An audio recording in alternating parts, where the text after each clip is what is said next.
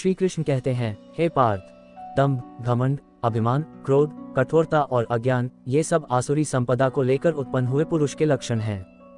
भगवान श्री कृष्ण ने इन दुर्गुणों को आसुरी संपदा कहा है। आसुरी संपदा का अर्थ है तमोगुण से युक्त अहंकार, दंभ, घमंड, अभिमान, क्रोध तथा कठोरता आदि दुर्गुणों और बुराइयों का समुदाय जो मनुष्य के अंदर विद्यमान रहते हैं। यही दुर्गुण मनुष्य को संसार में फंसाने वाले और अधोगति में ले जाने वाले हैं। अहंकार व्यक्ति के अज्ञान और मूर्खता का परिचायक। मनुष्य में अपने धन, बल, यौवन, जाति, कुल, सौंदर्य, कला, विद्वता, सद्गुणों और सत्ता का नशा होता है। इसे ही अहंकार, दर्प, दंभ, अभिमान, घमंड या गर्व कहते हैं। दूसरों की तुलना में खुद को ऊंचा, श्रेष्ठ व पूज्य समझना, मान बढ़ाई, प्रतिष्ठा और पूजा करवाने की भावना रखना और इन सब के प्राप्त होने पर प्रसन्न होना और दूसरों को तुच्छ समझकर उनकी अवहेलना करना, ये सब अहंकार के ही लक्षण हैं। अहंकारी व्यक्ति सदैव अपनी ही प्रशंसा करता है। दूसरे लोग चाहे कितने ही बड़े क्यों न हो, उसे अपने से बौने ही लगा करते हैं। इस तरह अहंकार व्यक्ति के अज्ञान और मूर्खता का परिचायक है। गीता 3 में भगवान ने इन्हीं आसुरी संपदा से युक्त लोगों को अहंकार विमूढ़ात्मा कर्ताहमिति मन्यते कहा है। अर्थात ऐसा अहंकारी मनुष्य अज्ञानवश मैं ये हूँ, मैं वो हूँ, ये तू है, ये तेरा है, मैं करता हूँ, ऐसा मानकर हर एक कार्य को अपने द्वारा किया हुआ समझता है। इसलिए कर्म के बंधन में बंध जाता है और कर्मों का फल भोगने के लिए बार बार संसार चक्र में घूमता रहता है। यही उसके दुख व पतन का कारण है। मनुष्य की अच्छाइयों व लक्ष्मी के नाश का कारण है अहंकार। संतों का कहना है कि बकरी मैं करती है इसलिए काटी जाती है और मैं ना कहती है इसलिए लोग उसे पालते हैं। तुलसीदास जी ने इसी बात को माया का स्वरूप बताते हुए कहा है, मैं अरु मोर तोड़ते माया, जेहि बस कीन्हे जीव निकाया। मानस 3:1 अर्थात मैं मेरा ही संसार में माया का स्वरूप है। गीता में कर्म, ज्ञान और भक्ति इन तीनों योगों में अहंकार को त्यागने पर विशेष जोर दिया गया है। कर्मयोग 2 में निर्मम निरहंकार होने से मनुष्य को परम शांति की प्राप्ति हो जाती है। ज्ञान योग 18 में निर्मम निरहंकार होने से मनुष्य को ब्रह्म की प्राप्ति हो जाती है।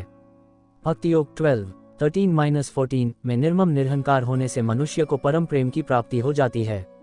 निर्मम निरहंकार का अर्थ है जो अपने पराये मैं मेरापन की भेद बुद्धि से ऊपर उठकर सबके साथ अपने जैसा व्यवहार करता है। अभिमान भगवान से अलग कर देता है। भक्ति में अहंकार भक्ति को तामसी कर देता है। जो लोग ये हट करते हैं कि हम ही सही हैं, ईश्वर उनको छोड़ देता है क्योंकि भगवान को गर्व अहंकार बिल्कुल भी नहीं सुहाता है। तब तक ही हरिवास है जब तक दूर अग्रूर आवत पास गरुड़ के, प्रभु हो जावे दूर। भगवान स्वयं अपने भक्तों का अभिमान दूर करते हैं, फिर वह चाहे उनकी अर्धागिनी सत्यभामा हो, प्रिय गोपियां हो, अभिन्न मित्र अर्जुन हो, वाहन गरुड़ हो या भक्त नारद हो।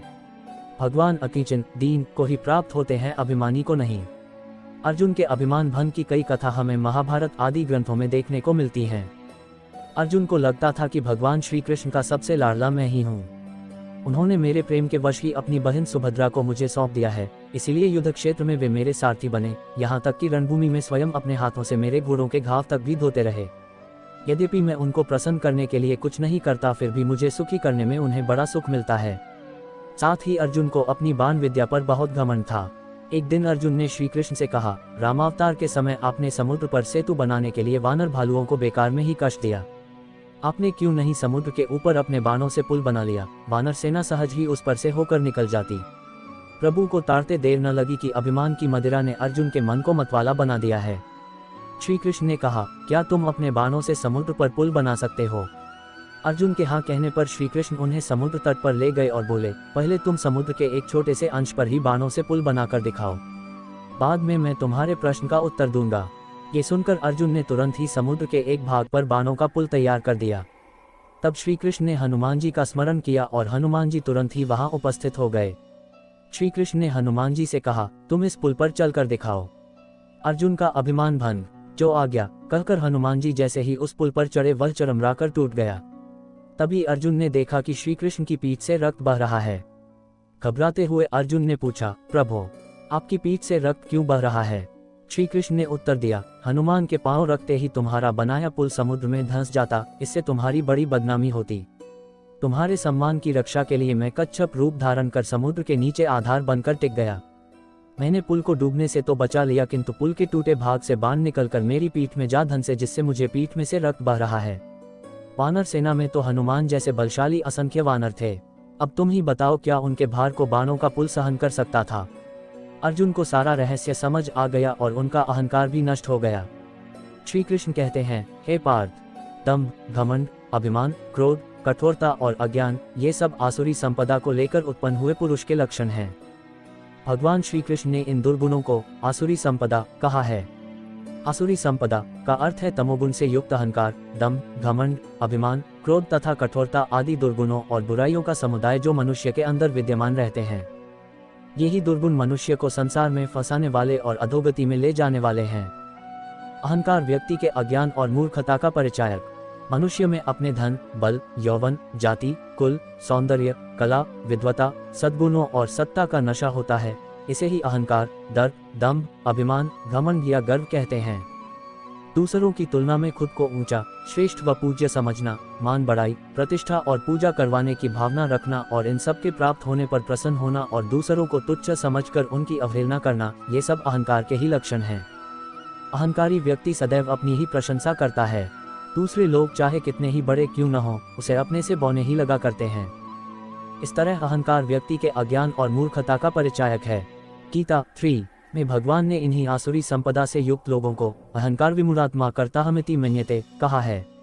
अर्थात ऐसा अहंकारी मनुष्य अज्ञानवश मैं ये हूँ, मैं वो हूँ, ये तू है, ये तेरा है, मैं करता हूँ, ऐसा मानकर हर एक कार्य को अपने द्वारा किया हुआ समझता है। इसलिए कर्म के बंधन में बंध जाता है और कर्मों का फल भोगने के लिए बार बार संसार चक्र में घूमता रहता है। यही उसके दुख व पतन का कारण है। मनुष्य की अच्छाइयों व लक्ष्मी के नाश का कारण है अहंकार।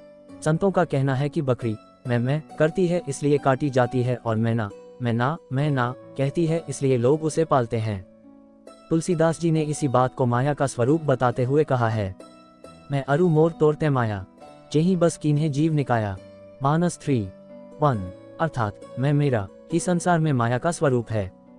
गीता में कर्म, ज्ञान और भक्ति, इन तीनों योगों में अहंकार को त्यागने पर विशेष जोर दिया गया है। कर्मयोग 2 में निर्मम निरहंकार होने से मनुष्य को परम शांति की प्राप्ति हो जाती है। ज्ञान योग 18 में निर्मम निरहंकार होने से मनुष्य को ब्रह्म की प्राप्ति हो जाती है। भक्ति योग 13-14 में निर्मम निरहंकार होने से मनुष्य को परम प्रेम की प्राप्ति हो जाती है। निर्मम निरहंकार का अर्थ है जो अपने पराये मैं मेरापन की भेदबुद्धि से ऊपर उठकर सबके साथ अपने जैसा व्यवहार करता है।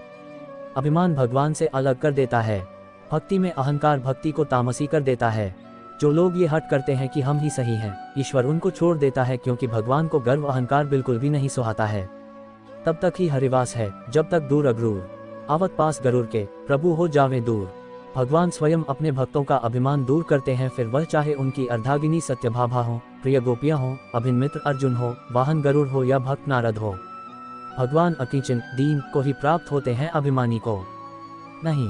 अर्जुन के अभिमान भंग की कई कथा हमें महाभारत आदि ग्रंथों में देखने को मिलती हैं। अर्जुन को लगता था कि भगवान श्री कृष्ण का सबसे लाडला मैं ही हूँ। उन्होंने मेरे प्रेम के वश ही अपनी बहन सुभद्रा को मुझे सौंप दिया है, इसीलिए युद्ध क्षेत्र में वे मेरे सारथी बने, यहाँ तक कि रणभूमि में स्वयं अपने हाथों से मेरे घोड़ों के घाव तक भी धोते रहे। यद्यपि मैं उनको प्रसन्न करने के लिए कुछ नहीं करता, फिर भी मुझे सुखी करने में उन्हें बड़ा सुख मिलता है। साथ ही अर्जुन को अपनी बाण विद्या पर बहुत घमंड था। एक दिन अर्जुन ने श्री कृष्ण से कहा, रामावतार के समय आपने समुद्र पर सेतु बनाने के लिए वानर भालुओं को बेकार में ही कष्ट दिया।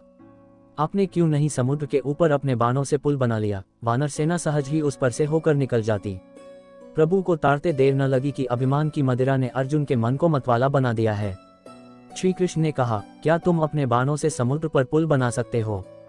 अर्जुन के हाँ कहने पर श्री कृष्ण उन्हें समुद्र तट पर ले गए और बोले, पहले तुम समुद्र के एक छोटे से अंश पर ही बाणों से पुल बनाकर दिखाओ, बाद में मैं तुम्हारे प्रश्न का उत्तर दूंगा। ये सुनकर अर्जुन ने तुरंत ही समुद्र के एक भाग पर बाणों का पुल तैयार कर दिया। तब श्री कृष्ण ने हनुमान जी का स्मरण किया और हनुमान जी तुरंत ही वहां उपस्थित हो गए। श्री कृष्ण ने हनुमान जी से कहा, तुम इस पुल पर चलकर दिखाओ। अर्जुन का अभिमान भंग, जो आज्ञा कहकर हनुमान जी जैसे ही उस पुल पर चढ़े वह चरमराकर टूट गया। तभी अर्जुन ने देखा कि श्री कृष्ण की पीठ से रक्त बह रहा है। घबराते हुए अर्जुन ने पूछा, प्रभु आपकी पीठ से रक्त क्यों बह रहा है? श्री कृष्ण ने उत्तर दिया, हनुमान के पांव रखते ही तुम्हारा बनाया पुल समुद्र में धंस जाता, इससे तुम्हारी बड़ी बदनामी होती। तुम्हारे सम्मान की रक्षा के लिए मैं कच्छप रूप धारण कर समुद्र के नीचे आधार बनकर टिक गया। मैंने पुल को डूबने से तो बचा लिया, किंतु पुल के टूटे भाग से बाण निकलकर मेरी पीठ में जा धंसे, जिससे मुझे पीठ में से रक्त बह रहा है। वानर सेना में तो हनुमान जैसे बलशाली असंख्य वानर थे। अब तुम ही बताओ, क्या उनके भार को बाणों का पुल सहन कर सकता था? अर्जुन को सारा रहस्य समझ आ गया और उनका अहंकार भी नष्ट हो गया। और दोस्तों, ये वीडियो कैसी लगी कमेंट करके जरूर बताना और हमारे चैनल को सब्सक्राइब करना।